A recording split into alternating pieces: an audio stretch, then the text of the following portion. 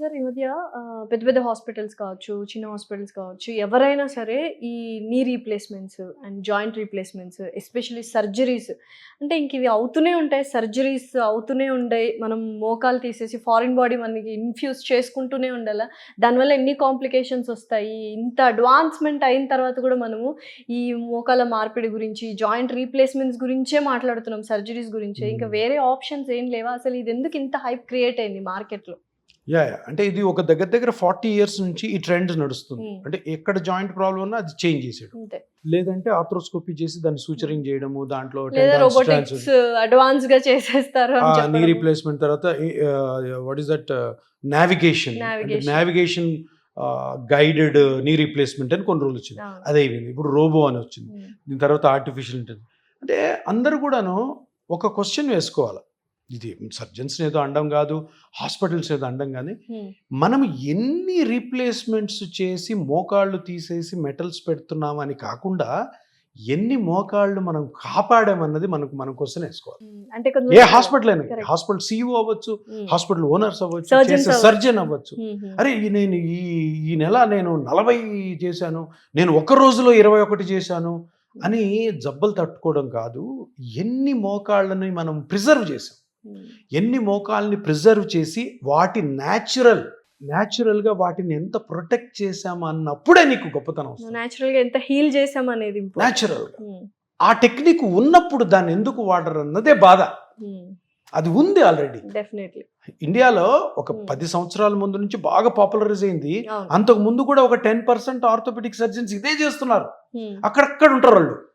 ఓ district head క్వార్టర్స్లోనో, అది ఢిల్లీలోకి 2-3, బాంబేలో 2, వాళ్ళకి బాగా నమ్మకం ఉంది. కానీ బయటికి రాని సర్జరీ అయితే లక్షల్లో అవుతుంది, ఇంజెక్షన్ వేలలో అయిపోతుంది. ఎందుకంటే డాక్టర్స్ మంచోళ్ళే, ఆర్థోపెడిక్ డాక్టర్స్ ఎవరైతే ఈ ఆపరేషన్ చేసిన ప్రెషర్ వాళ్ళకు టార్గెట్ చెడగొట్టేదంతా ఇండస్ట్రీస్.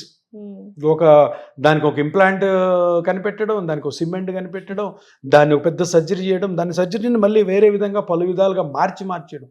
అందరూ వేసుకోవాల్సిన క్వశ్చన్ ఏంటంటే, మనం ఎన్ని మోకాళ్ళు కాపాడే పరిస్థితి అంతా ఈ రోజున వస్తుందంటే అది ఒక్క PRP వల్ల.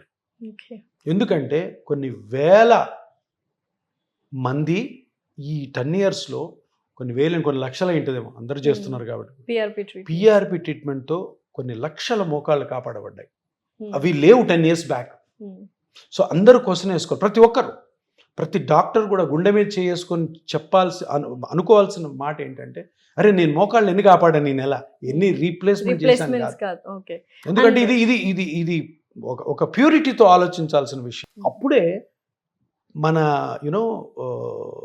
పబ్లిక్లో చేంజ్ వస్తుంది. పబ్లిక్లో గుడ్ హెల్త్ అన్నది నడుస్తుంది. ఎందుకంటే ఎప్పుడైతే మనం ఇట్లాగే సర్జరీ అంటే కాంప్లికేషన్ రేట్లు ఎక్కువ. Definitely. And normal life lead చేయలేరు కదా సర్జరీ అయిన తర్వాత వన్స్. అదే PRP అయితే మన బాడీలో నుంచి బ్లడ్ తీస్తాం కాబట్టి నార్మల్ లైఫ్ అనేది ఎక్కువగా ఉంటుంది. చెడు జరగదు, మంచే జరుగుతుంది. నీకు ఎక్స్పీరియన్స్ వచ్చే కొద్ది మంచి పెరుగుతూ ఉంటుంది. అందరూ స్టార్ట్ చేయండి, అందరూ చేయండి, కరెక్ట్ టెక్నిక్స్ నేర్చుకోండి, హ్యాపీగా ఉంటుంది. అది ఇప్పుడు చేంజ్ వస్తుంది పబ్లిక్లో, ఒక మంచి చేంజ్ వచ్చి సర్జరీ నుంచి నాన్ సర్జరీ వెస్టర్న్లో స్టార్ట్ అయింది. వెస్టర్న్లో అంతా కూడా నీ ప్రిజర్వేషన్ డోంట్ కట్ ఇప్పుడు వచ్చేసింది. అంటే ఒక విధంగా చెప్పాలంటే PRP ఎక్కువగా జరుగుతున్న కంట్రీ ఏదంటే ఇండియానే. ఇండియానే, బయట లేదు. వెస్టర్న్ కంట్రీస్లో అలో చేయరు, ఇంకా లేదు, నెమ్మదిగా స్టార్ట్ అవుతుంది ఇప్పుడు. PRP అన్నది ఎక్కువ, ఎందుకంటే మన పెద్ద కంట్రీ, మన దగ్గర పెద్ద పాపులేషన్ ఉంది కాబట్టి ఎక్కువ డాక్టర్స్ ఉన్నారు, ఆర్థో వాళ్ళు కానీ, పెయిన్ స్పెషలిస్ట్ కానీ. సో PRP ఎక్కువ జరిగేది. చూస్తున్న ఆడియన్స్ కి ఎంత అవేర్నెస్ వచ్చింది సార్? మీరు ఆల్రెడీ చేస్తున్నారు, ఇప్పుడు కొన్ని వేల ఏమంటారు PRP ట్రీట్మెంట్స్ చేశారు, మీరు నీస్ని కాపాడారు. సో ఎంత అవేర్నెస్ ఉందనుకుంటున్నారు ఇప్పుడు ఆడియన్స్? అవేర్నెస్ మీరు చూడండి, ఎప్పుడైనా అలాగా సిటీలో వెళ్తున్నప్పుడు, ఇంతకుముందు ఆర్థోపెడిక్ హాస్పిటల్స్లో బోర్డ్స్లో knee replacement surgery, hip replacement surgery, trauma, robotic surgery ఉంటుంది. ఇప్పుడు తప్పకుండా PRP అని ఉంది. ప్రతి ఆర్థోపెడిక్ హాస్పిటల్లోని వెబ్సైట్లో PRP అన్నది వచ్చింది. ప్రతి డాక్టర్ కూడా బోర్డు పైన పెట్టుకుంటాడు, ఇక్కడ PRP చేయబడును. అదే అవేర్నెస్. అండ్ ఇంకోటి, ఎందుకు వచ్చింది అవేర్నెస్ అని అడగచ్చు మీరు. ఎందుకు వచ్చింది తెలుసా? ఇది డాక్టర్స్ మాట్లాడుకొని కాదు, పేషెంట్లు డాక్టర్ దగ్గర పోయి, సార్ మీరు PRP చేస్తారా సర్జరీ గురించి మాకు తెలుసు, మీరు పిఆర్పి చేస్తారా లేదా అని అడగడంతో, అంటే జనాల్లోకి అంత అవేర్నెస్ వెళ్ళింది కాబట్టి వాళ్ళే డైరెక్ట్ అడుగుతున్నారు. ముందే గూగుల్లో చూసుకొని వచ్చేసి చెప్తూ ఎక్కడెక్కడో తెలుసు. ఇప్పుడు ఎందుకంటే నొప్పున్న వాళ్ళకి తెలుస్తుంది, నొప్పున్నోడు ఏం చేస్తాడు 10 చోట్ల ఎత్తుకుతా ఉంటాడు. అరే బెస్ట్ ట్రీట్మెంట్ ఆపరేషన్ 40-50 సంవత్సరాల నుంచి అందరికి తెలుసు, మోకాలు తీసేస్తారని. అరే వాళ్ళు తీసుకున్నారు మోకాలు, వీళ్ళు తీసుకున్నారు, వీళ్ళు బాగున్నారు, వాళ్ళు బాగాలేదని అన్ని తెలుసు. కానీ ఎప్పుడైతే వాళ్ళు నాన్ సర్జికల్ ట్రీట్మెంట్ కోసం వెతుకుతూ ఉంటారో, అరే దీంట్లో అలోపతిలో పిఆర్పి ది బెస్ట్ అంటున్నారు కాబట్టి, సో డైరెక్ట్గా ఆర్థోపెడిక్ డాక్టర్ కానీ ఎక్కడికైనా వెళ్ళినప్పుడు, సార్ నాకు పిఆర్పి కావాలి, నేను పిఆర్పి తోటే నా మోకాలు సెట్ చేసుకోవాలి అని అడగడం అన్నది అవేర్నెస్. అంటే రైట్ టైంలో పేషెంట్ మీ దగ్గర రావాలి అంటే పేషెంట్ కి సైన్స్ అండ్ సింటమ్స్ ఏముండాలి సార్? పెయిన్ ఇనిషియల్, అంతే. ఇనిషియల్ కాదు, ఎప్పుడైనా కానీ. ఇప్పుడు ఇనీషియల్, నేను చాలా ఇంటర్వ్యూస్లో చెప్పాను, ఇనీషియల్ డేస్లో నొప్పి ఉంటే డాక్టర్ దగ్గరికి వెళ్ళరు. అవును. చిన్న నొప్పి ఉంది ఎందుకు వెళ్తారు?